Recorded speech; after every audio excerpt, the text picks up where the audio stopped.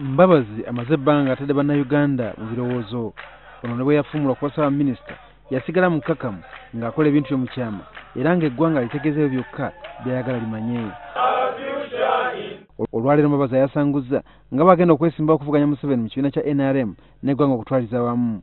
Aba NRM bagamba nti kino babadde bakisuubira. Oweekitiibwa Amama Mbabazi okuvaayo n'alangirira nti ayagala kwesimbawo okuba nti yakwata bendera ya NRM ku kifo ky'obwa pulezidenti, ekyo tumwaniriza ddembe lye ery'obwebange ng'omuntu mu ssemateeka wa Uganda ne mu ssemateeka wa NRM.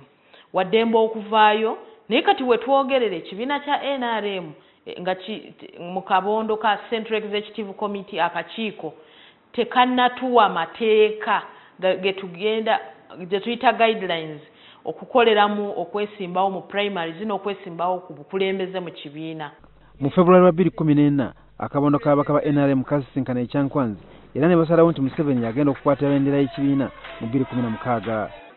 Mbabazi yali omu kubasa omukono ku kiwandiiko kino wadde nga yatuuka ekiseera ntakisaako nnyo mulaka. Bali baali baddembe ng'akabondo ka NRM okuvaayo okukola ekirango kyabwe, endowooza yaabwe ne bagiteeka ku lupapula ng'akabondo.